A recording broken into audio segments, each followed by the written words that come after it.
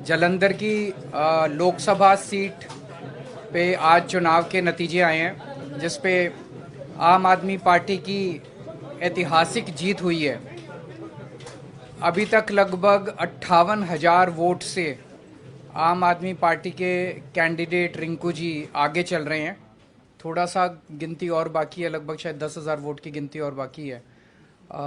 ये बिल्कुल अनप्रेसिडेंटेड जीत है और इस पॉइंट ऑफ व्यू से देखें कि ये कांग्रेस का गढ़ रहा है। पिछले 60 साल में से 50 साल यहाँ पे कांग्रेस जीतती रही है, तो उस गढ़ के अंदर सेंध मार के आम आदमी पार्टी जीती है। पिछले साल हमारी सरकार बनी थी पंजाब के अंदर। एक साल बाद के बाद ये चुनाव हुआ। किसी भी नई सरकार के लिए पहला साल बहुत कठिन साल होता है, बहुत कठिन, क्योंकि पुरानी सरकार ने जितने भी गलत काम किए थे, पुरानी सरकारों ने, वो हमने एक तरह से लीगेसी की तरह हमने इनहेरिट किए थे।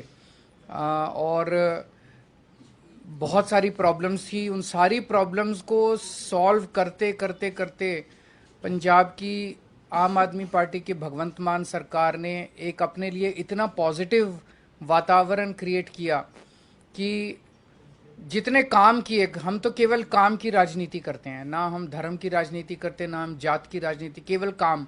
हमारे कामों के बेसिस पे हम वोट मांगते हैं लोगों से। तो एक तरह से पंजाब की जनता ने, जालंधर की जनता ने, और जालंधर का जो ये नतीजा, ये पंजाब का मूड है, पूरे पंजाब का मूड इस तरह इसमें दिखाई देता है। उन्होंने भगवंत मान साहब के आम आदमी पार्टी की सरकार के कामों पे ठप्पा लगाया है कि जी लगे रहो, बहुत अच्छा काम कर रहे हो, इसी तरह से करते रहो, हम आपके साथ हैं। ये बहुत बड़ा मैसेज है। तो जालंधर की जनता को मैं बहुत बहुत तहे दिल से शुक्रिया अदा करना चाहता हूँ। पंजाब की जनता का मैं बहुत दिल से शुक्रिया अदा करना चाहता हूँ, बधाई देना चाहता हूँ इसके लिए। मैं थोड़े से आंकड़े आप लोगों के सामने रखना चाहूँगा। पिछली बार 92 सीट्स जीत के हमने सरकार बनाई थी, आज से लगभग 1.25 साल पहले। वो एक वेव थी आम आदमी पार्टी की। उस वेव में भी जालंधर की लोकसभा सीट में 9 विधानसभाएं आती हैं। उन 9 में से हम केवल 4 जीत पाए थे, बाकी 5 कांग्रेस के पास चली गई थी। तो ये इतना जबरदस्त कांग्रेस का गढ़ माना जाता है कि 9 में से 4 ही हम जीत पाए। उस वेव के अंदर भी 5 सीट कांग्रेस जीत गई। आज उस 9 में से 7 सीटें आम आदमी पार्टी जीती है।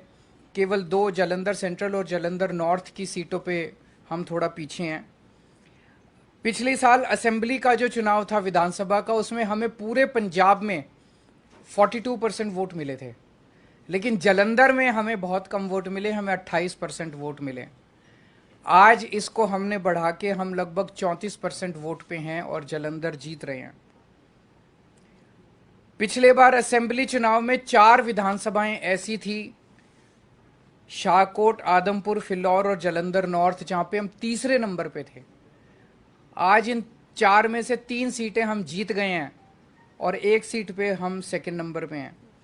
और 2019 के चुनाव में, लोकसभा चुनाव में, जालंधर सीट से, लोकसभा की सीट से हमें केवल 2.5% वोट मिले थे।